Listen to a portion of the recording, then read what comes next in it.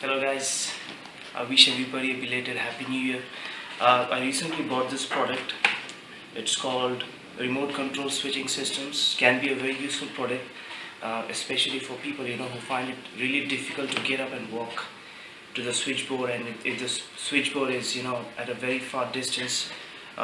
Especially if your parents are getting older, this can be a very useful product. So I'm going to unpack this one and I'm going to compare it with one of the similar switching units that I bought previously, and I used this for roughly a year.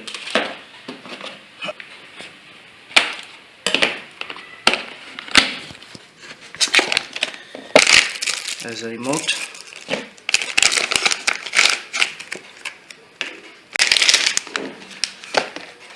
and this is the unit. If you can compare this one with this particular unit that I used previously, this is the aesthetics wise, it's perfect. The aesthetics are good, it is very compact, the plastic is good. This one, the plastic is cheap, and it has defining holes here, 4 holes, 2 on this side, 2 on this side, and this, it doesn't have any holes. The plastic is all covered up outside. This is for 4 bulbs and 1 fan. This was for 5 bulbs and 1 fan, but this looks very promising, because the wires are thicker. Here the wires are very thin, and I've already installed one, in my hall, and there is no buzzing sound in this particular unit. This one used to constantly make buzzing sound, and this worked for me exactly for an year. This also comes with a 1-year warranty, but I think that this is going to last more than 1 year. And this one has an IR receiver, so this can be installed outside the switchboard and also inside the switchboard. You just have to keep this particular receiver outside the switchboard. This is the one that catches signals from the remote, and only this has to be kept outside. So this one looks very promising to me. It's a very genuine product, and yeah, so I'll show you how to install this. So I'm going to show you what are the tools that are needed to install this unit. You need a good drill machine. This one I bought online, and the brand is Blackt Electrotech. It's a 500-watt machine. I bought it for around 1450 bucks. Typically you get a drill machine in the market in the range of 1300 bucks, but a few bucks more, 150 or 200 bucks more, you get a good drill machine. This is a 500-watt machine, and it has a hammer function. I'm going to tell you what the hammer function is all about later. And it also has a reverse function, so you can use the drill machine in reverse direction. That can be used for screwing and unscrewing purpose. And to drill holes with this drill machine, you need a 6 mm drill bit. Also, because we are working on the switchboard, you also need a different drill bits for drilling holes into wood and plastic. So this one is used for drilling holes in wall, and this particular set of bits are used for drilling holes into plastic, wood, and metal sheets. You need wire peeler, 5 mm screw plugs, 4 mm screws, a good set of screwdrivers, and a marking pen. Okay, let's do some inspection before we install the wireless unit. When you're installing the unit, you should make sure that the drills that the holes that you're drilling are not messing up with the wiring. I'm not sure where the wiring internally are coming from. Sometimes they come on one side, sometimes they come on the other side, sometimes they are at the center. They can be anywhere else. So it's a good idea to open the switchboard and see where the internal wirings are, so that you can be safe and it's not messing up with the wiring. If you are messing up with the wiring, there are risk of short circuit. It's going to be a big chaos. So open up the switchboard and see where the internal wirings are. Let's open this up.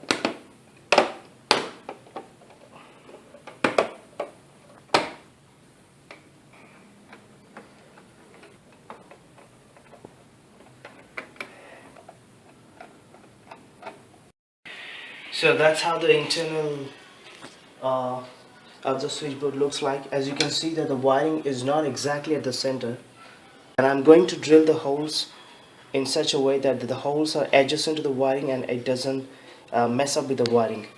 So I'm going to place this unit like this, and the holes are here. That will not mess up with the wiring. Now the reason why I'm installing this unit outside is because inside you can see already there are so many wiring. So if you're installing this inside, it is just going to add to the chaos. It's going to be very chaotic. It's a good idea to install it outside so that it's very clean. Now since we have decided to install the unit outside the switchboard, we have to make holes on the switchboard so that the wirings from the unit go inside for the connections. So for that reason I have to screw the switchboard back to normal. For drilling the holes into the wall, I'm going to make 2 marks. Note that there are in total 4 holes on this unit to support this unit on the wall. 2 on this side, 2 on this side, but I don't think we will be requiring all the 4. I think 2 are good enough. I have installed 2 units at 2 other places in my home, and I think 2 are good enough. Okay, let's place the drill bit that we will be using to drill on the wall into the drill machine. Place it exactly at the center, and then use the chuck key to fit it tightly.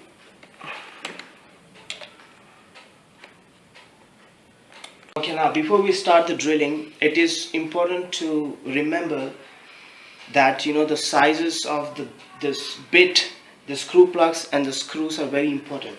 For a 6 mm drill bit, you need a 5 mm screw plug and a 4 mm screw. So 6, 5 and 4. Now I'm going to tell you a little bit more about the hammer action that I have on this drill machine. You see that sign? That is a hammer sign.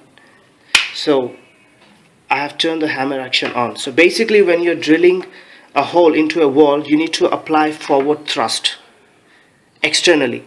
But when the hammer action is on, you don't have to apply too much of external pressure in the direction of the hole. An internal thrust is applied automatically, so you just have to place the drill onto the wall and just turn it on, and no need to apply a forward pressure to drill a hole.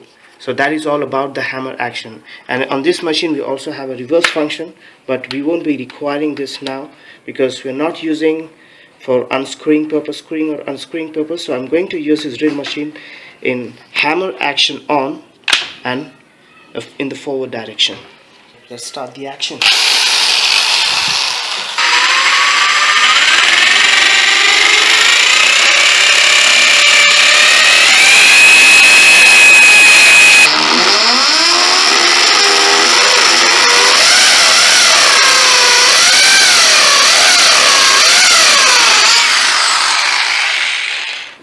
Put the screw plugs in.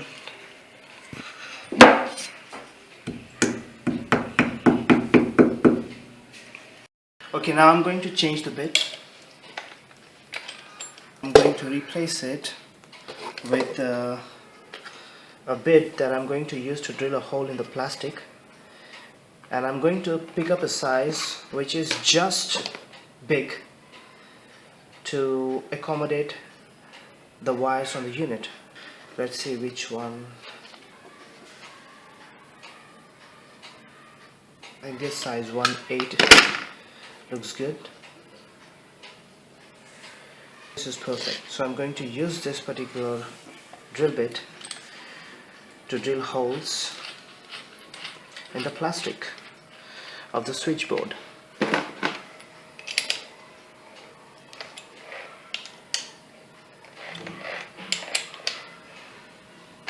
When I'm drilling the holes through the plastic, I don't need the hammer action on because I don't need too much of pressure in the forward direction. So I'm just going to make it to normal mode. I'm going to gently apply pressure while drilling through the plastic.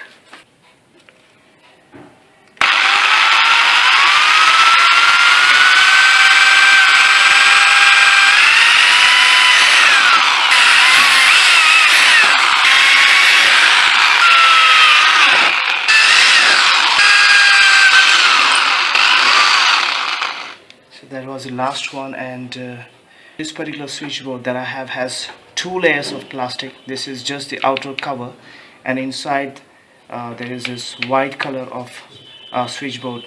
So there are two layers. That's why, you know, after uh, the hole was drilled on one layer, I just kept on adding pressure so that the other layer also gets drilled. Before I fix this unit onto the wall, I need to do the wiring first, because if I'm fixing it first and then I'm trying to do the wiring, I have to pull these wires through the holes and it becomes very difficult for me to do the wiring. So first I'm going to do the connections with the wires, and then I'm going to fix this unit onto the wall. So for that reason I have to again unscrew the switchboard and pull it out again. Okay, the switchboard is open now. Now we have to identify a few wires in the switchboard. In order to do the connections, you can also refer to the little brochure that came in the packing. We have to identify a phase line.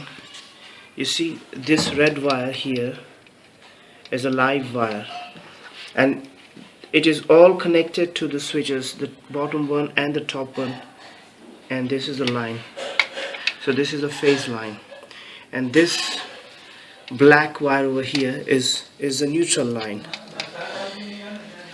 And on all the switches is this phase, and the other end is the neutral one. On all the switches, this is phase and this is the neutral. And this unit has 7 wires. You can see the red one, the black one, 4 yellow and 1 blue. So basically this red one and black one is to power up the unit. This goes to the phase, this goes to the neutral, and the 4 lines are for lights or bulbs, and this one is for fan. So this one connection goes to the negative of the switch, and I have to first decide which number goes to which light. So I have in this room 3 lights. One is this tube light, which I'm going to make it light number 1, and this bulb over here, which is going to be light number 2. This bulb over here, this is going to be light number 3, and there is one bulb outside in the corridor that I'm going to make it light number 4. So this one is light number 1 for the tube light, light number 2, light number 3, light number 4 in the corridor, and this is for the fan. Now before I go for the connections, I'm going to pull all these wires through these holes.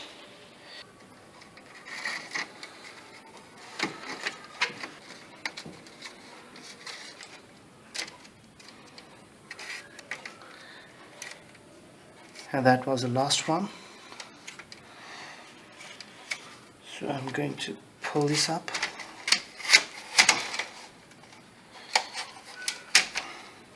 Now the reason I did this is because if you are doing the connections without pulling through the holes, then the whole purpose of drilling the holes goes in vain. The whole purpose of the holes is to make the wires from outside to the inside of the switchboard. If I am doing it later after the connections, I cannot be able to do that. I'm going to start the connections now, and make sure that before you're doing the connections you are turning the mains off.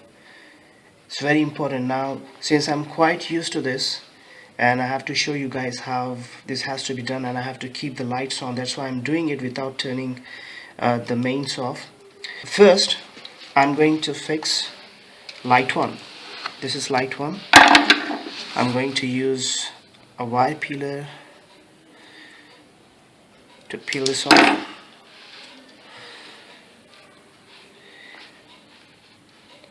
And the switch for light 1 for the tube light is this. So I will connect to the neutral end of this switch, which is this, to the wire corresponding to light number 1.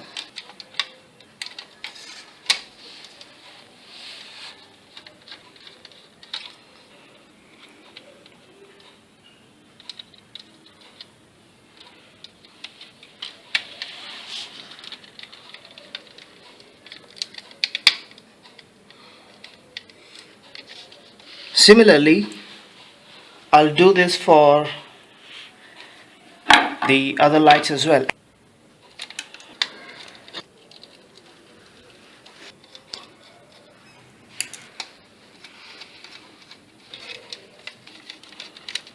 Now I'm going to do it for the fan. Some people might get confused for the fan because there is a regulator for the fan. Even for the fan, you have to connect the wire from the unit to the neutral end of the switch. Now I'm done with all the lights. I'm done with the fan. Now the only two connections that are left is the black one and the red one. So I'm going to first connect the black neutral to the neutral line, and this is the neutral line. Now the red wire can be connected to anywhere on the phase line. The phase line starts from the bottom to the top here, so anywhere on this line it can be connected. So I'm going to connect here, which is most comfortable.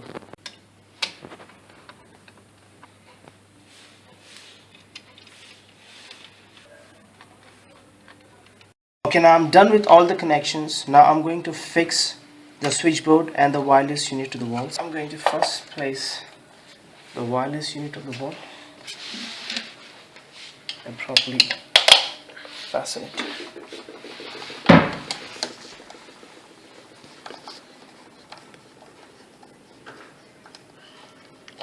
Similarly on the other side. So done with the wireless unit. Now for the switchboard, the holes are beneath the cover, so I have to just lift the cover up and put the screws in the holes.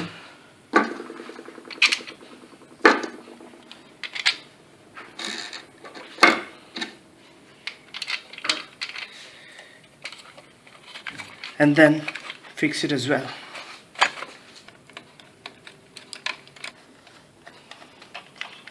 Put the cover back.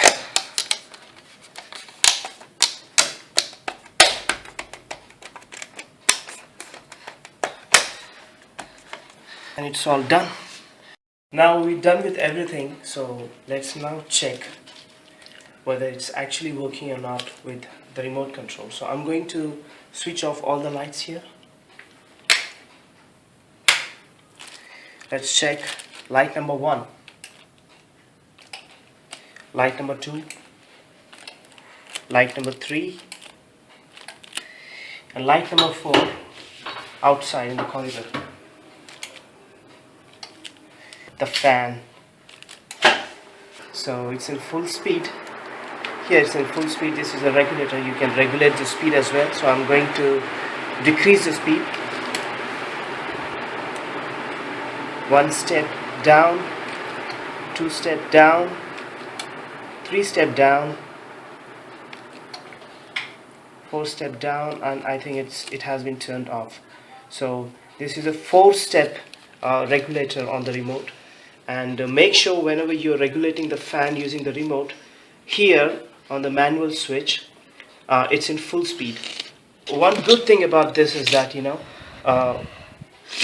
can use both the wireless unit and the manual switchboard at the same time simultaneously. So there is one button which can be used to turn everything off in one go. So everything is off, and you can still use the manual switch light 1, light 2, tube light. But the only difference is that if you're using the manual switch, this doesn't matter, and if you're using the remote control, this doesn't matter. So if you're using the remote control to switch on the light, you have to use the remote control itself to switch it off. And if you're using the manual switch to switch on the lights, you have to use the manual switch to switch it off as well. So that's how it works, and this is absolutely shock proof. Now the good thing about this remote is that it is universal. I can use this remote to operate another wireless unit of the same brand. I have previously installed one in the same room. If the cameraman can zoom and show, yeah, that's this place where I installed another wireless unit. So I'm going to use the same remote to operate this one. So I have two universal remotes, and I can use each one of them to operate both of the wireless units. So what I'm going to do when I'm going to place one remote in this zone, in this area, and I will place another remote in another area of the same room. So when I'm in this area, I can use this remote to operate this unit, and just by changing the direction, that unit as well. So I will place one remote here. I bought this little remote holders from local China bazaar, fits perfectly, quite useful to me. And I'm going to place the other remote in this area, and I can use it to operate this unit and that unit as well. So I think these are pretty cool stuff. I think these are the best things that you can give to your parents this new year. Sometimes I've seen people suffering from arthritis, and walking a few feet becomes very difficult. So in those conditions, I think these things can be very beneficial, can be very useful. And I hope you guys like this video, and thanks for watching.